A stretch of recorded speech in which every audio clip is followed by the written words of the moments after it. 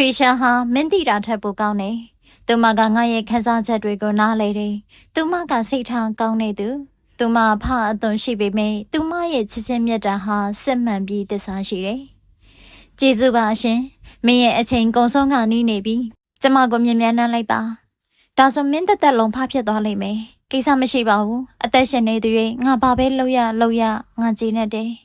နောက်ဆုံးမှမင်းသားကဖမိန်ကလေးကိုနှမ်းလိုက်တယ်မင်္ဂလာပါရှင် Erin Story Channel မှာပြန်လည်ကြိုဆိုပါရစေဒီနေ့လည်းဘယ်လိုစိတ်ဝင်စားစရာကောင်းတဲ့ရိုးရာပုံမြင်လေးတွေကိုတင်ဆက်ပေးသွားအောင်လဲဆိုတာအဆုံးထိကြည့်သွားကြမယ်နော်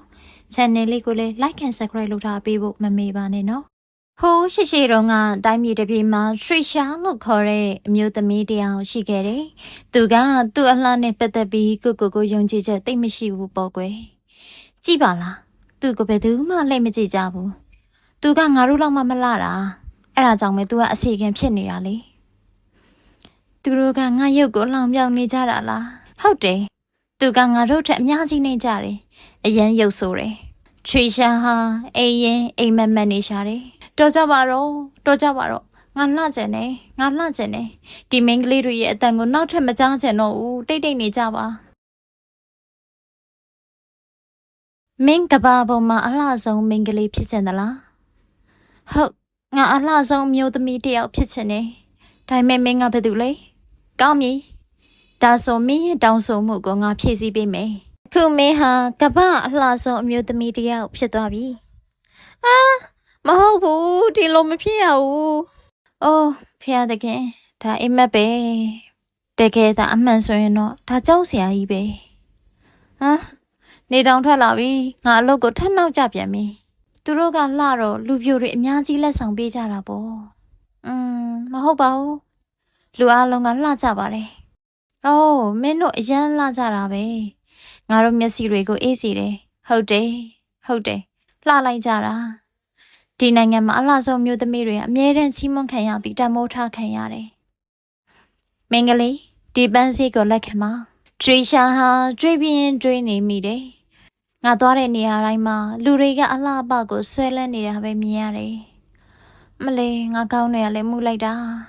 မင်းကလူပြိုတရားမှလည်းလက်မကြည့်ကြဘူး Trisha တနာစရာကြီးနော်ကလေးတွေတောင်ငါ့ကိုကဲ့ရဲ့နေကြပြီမလေးငါအလုပ်ကိုသွားဖို့တောင်မေ့နေပြီမင်းနောက်ကျနေပြီ Trisha ရေမြန်သွားမှာဟာ Trisha ဟာနန်ဒရင်းကအစီကံတယောက်ဖြစ်တယ်သူမရဲ့ယာတို့ကအနှိမ်ဆုံးဖြစ်ပြီးအဲ့ဒီနေမှာမူမတ်တွေအများကြီးအတွက်အစားအစာဆက်သားဖို့ရှိတယ်အဆင်ပြေလားတင်မင်းသားအိုးမင်းတကယ်ပဲကျွမ်းကျင်တာပဲငါပို့ပြီးတော့ကြတော့ကောင်းလာတယ်လို့ခံစားရတယ်ငါအကျော်တွေပြေးသွားပြီတိတ်ကျေးဇူးတင်နေနော်အတင်မင်းသား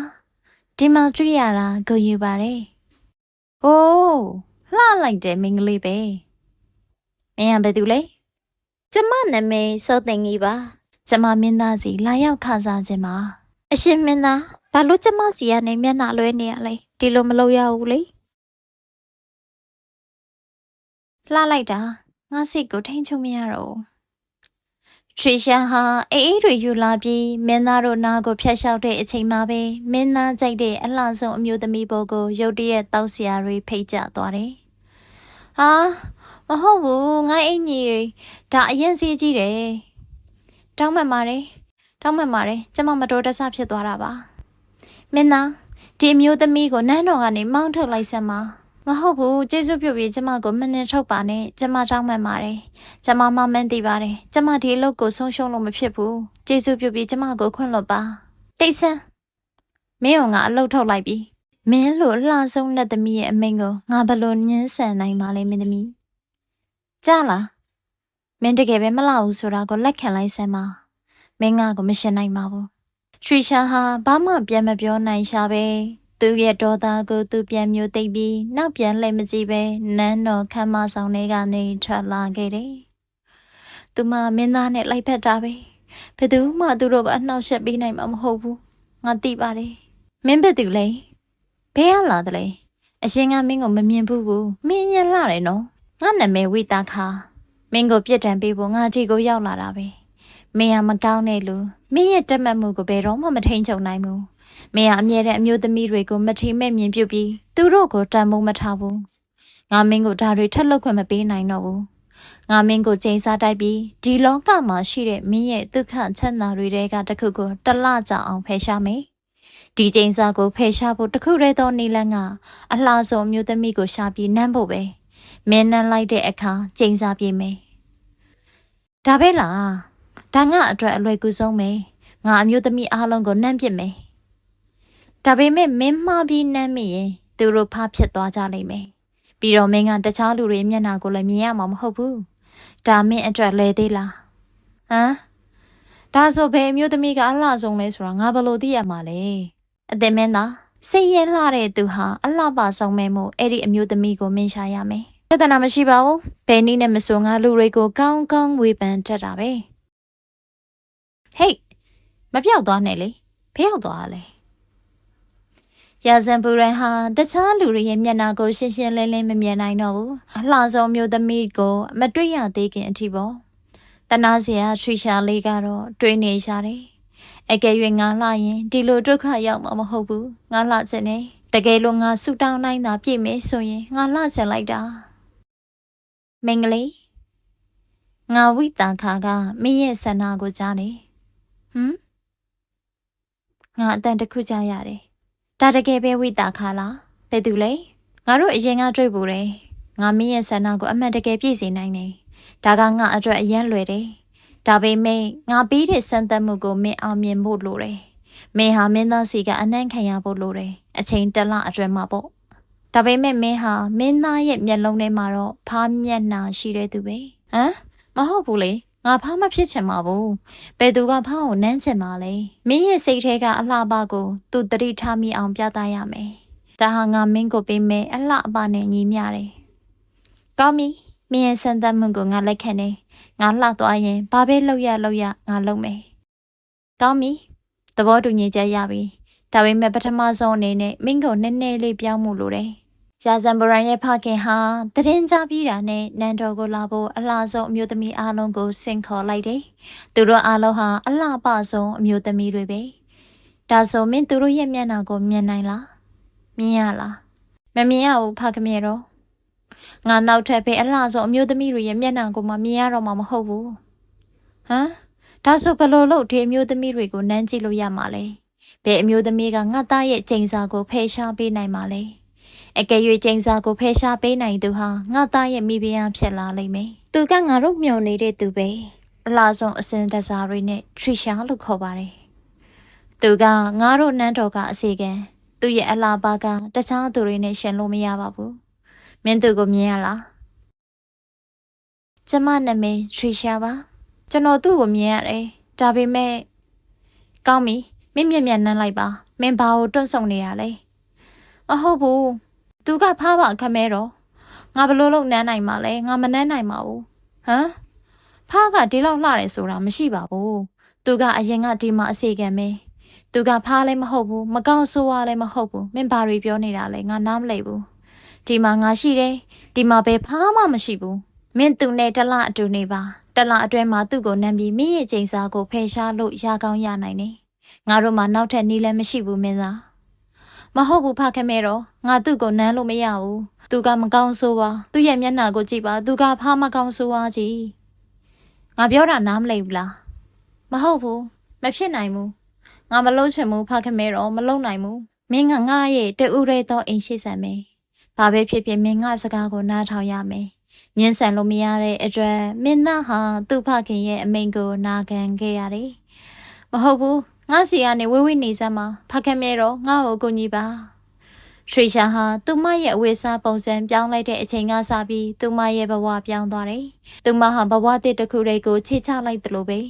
သူမရဲ့လှုပ်ဖော်ကိုင်ဘက်တွေဟာအရင်ထက်ပိုပြီးသူမကိုကြိုက်လာကြတယ်စစ်သူရဲကောင်းတွေတောင်မှသူမကိုချစ်ကြတယ်ဒါပေမဲ့တန်ရာရှိတဲ့ငါတို့ရဲ့မင်းသားအတွက်ကတော့ကျေးဇူးပြုပြီးစားပါနောက်ကြရင်အေးသွားရင်အရသာမရှိတော့ဘူးအရန်ရွစရာကောင်းတာပဲကြည့်ရတာအရန်စားကောင်းမဲ့ပုံမှာအသင်မင်းသားဒီမုံကိုစားကြည့်ပါဘာလို့မစားချင်ရတာလဲမင်းအဲ့ဒီမှာရှိနေရင်ငါဘယ်လိုစားနိုင်မှလဲဘယ်စားကိုမှငါမျိုးချလို့မရဘူး ဖះငါ့ကိုကူညီပါအရန်ရွံစရာကောင်းတယ်ငါတိမခံနိုင်တော့ဘူးငါထွက်သွားတော့မယ်သူဘာလို့ဒီလိုပြုတ်မှုနေတာလဲငါနားမလဲဘူးဟမ်ငါသူ့ကိုပြုတ်ထောင်ခဲ့တာညံ့ခဲ့ပုံပါပဲကျမလည်းနားမလဲဘူးအရှင်မင်းကြီးကျမကရင်ကောင်းတွေကိုမောင်းထုတ်ချင်ရုံပါမင်းသားကဖားမျက်နှာကိုမခံနိုင်တာကြောင့်သူတို့နှစ်ယောက်တွေ့ဆုံမှုဟာထပ်ပြီးမအောင်မြင်ခဲ့ပါဘူးဒီလိုဖြစ်နေရင်ငါထပ်ပြီးသိမခံနိုင်တော့ဘူးငါကိုမနှောက်ယှက်နဲ့အရန်ရွစရာကောင်းတယ်ဒီတွေ့ဆုံမှုရဲ့အကျိုးဆက်အနေနဲ့ပွေရှုပ်တဲ့မင်းသားဟာအမြဲတမ်းသူမစီကနေရှောင်နေတော့တယ်ကျေးဇူးပြုပြီးစားလိုက်ပါမင်းသားဘာမှမစားရသေးဘူးငါအရန်ရွနေမင်းရဲ့တတွေးတွေနဲ့ငါဘလို့စားနိုင်မှာလဲထွက်သွားပါထရီရှာဟာမင်းသားစီကဘာအတိအမှတ်ပြုမှုကိုမှမရရှိခဲ့ဘူးဟေးမင်းငါအခန်းထဲမှာဘာလုပ်နေရလဲထွက်သွားပါမင်းသားဘာဖြစ်လို့ဒီလောက်ခါခါတီးတီးဖြစ်နေရလဲငါဒေါသထွက်လာပြီနော်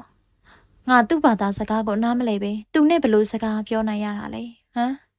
မဟုတ်ဘူးငါ့ကိုမနှမ်းနဲ့ငါစီကနေဝေးနေပါရမ်းရွစရာကောင်းတာပဲဟမ်အိမ်မက်ကလွတ်မြောက်သွားသလိုခံစားရတယ်ဒါနောက်ထပ်အလှဆုံးမျိုးသမီးတွေကိုမြင်ရတော့မှမဟုတ်ဘူးလို့ဆိုလိုတာလားဒီလိုနဲ့ရက်အနှဲငယ်ကြာသွားတယ်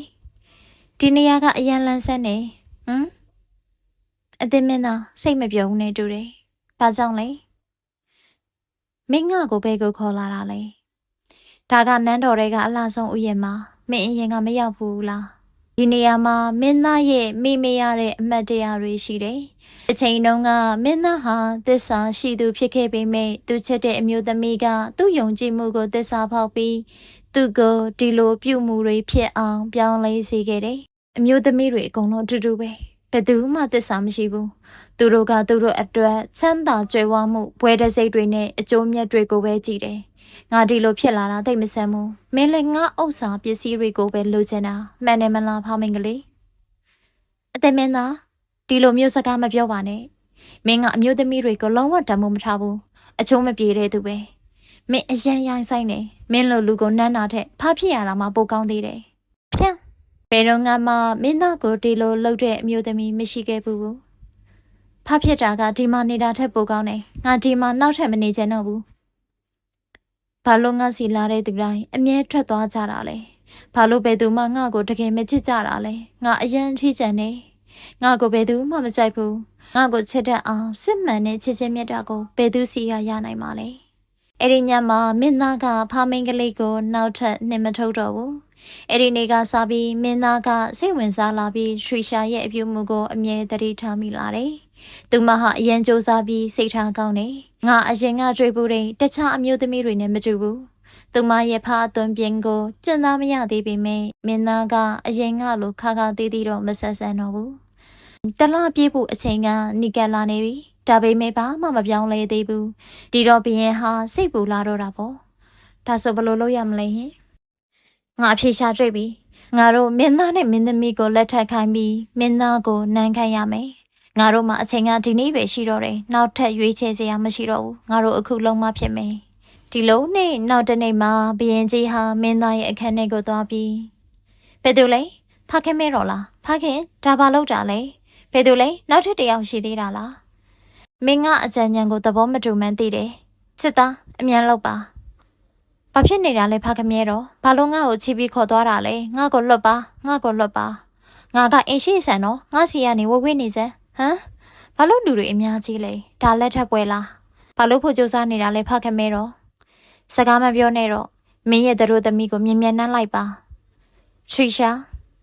မင်းဘာလို့တို့သမီးဝတ်ဆောင်ဝတ်ထားတာလဲမိခွေအများကြီးမေးမနေနဲ့တို့သမီးကိုမြင်နှမ်းလိုက်ပါမင်းရဲ့ကျိန်းစာအချိန်ကပြည့်ကနေနေပြီဘာလို့တွတ်ဆုပ်နေသေးတာလဲမင်းသားဟာထရီရှာရဲ့မျက်နှာကိုကြည့်ပြီးသူတို့အတူတူရှိခဲ့တဲ့ပြောစရာအချိန်တွေကိုပြန်မြင်ရောက်နေတယ်ဒီလက်ထပ်မှုကိုဘယ်သူမှမငြင်းဆန်နိုင်ခဲ့ဘူးခဏလေးပါတကယ်စိတ်ဝင်စားစရာအကောင်းဆုံးအချိန်မှာငါရောက်လာတာပဲဒါပေမဲ့ငါဒီကိုဖျက်ဆီးဖို့လာခဲ့တာမဟုတ်ပါဘူးဝိတခါဘာလို့ငါမင်းမျက်နှာကိုကြာမြင်ရတာလဲခဏလေး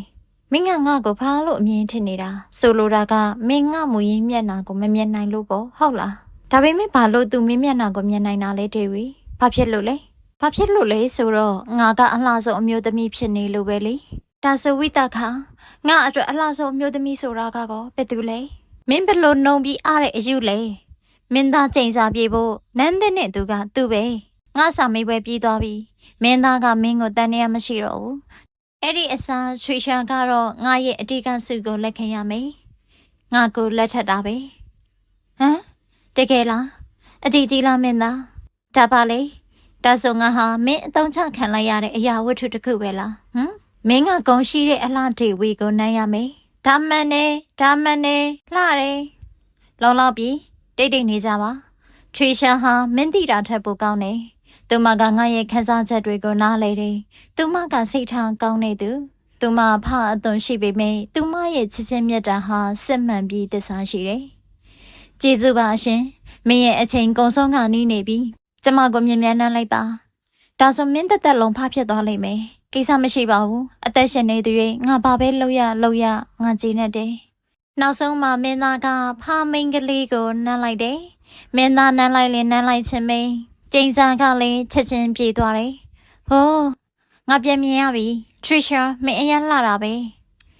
ဂုံယူပါတယ်မင်းတို့နှစ်ယောက်လုံးငါစာမေးပွဲအောင်သွားပြီ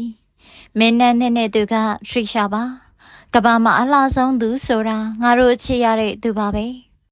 တကယ်အလှပအစစ်မှန်ဆိုတာရုပ်ပိုင်းဆိုင်ရာမှာမရှိနေပါဘူးနှလုံးသားအလှပကိုချင်းတရားရဲ့အလှပသာလင်တကယ်အလှပအစစ်ဖြစ်တယ်မိမိကိုယ်ကိုယုံကြည်မှုရှိခြင်းကိုချင်းတရားကိုကောင်းမွန်စွာထိန်းသိမ်းခြင်းသည်သာလင်ကျမတို့ရဲ့အဓိကအလှပဖြစ်ပါတယ်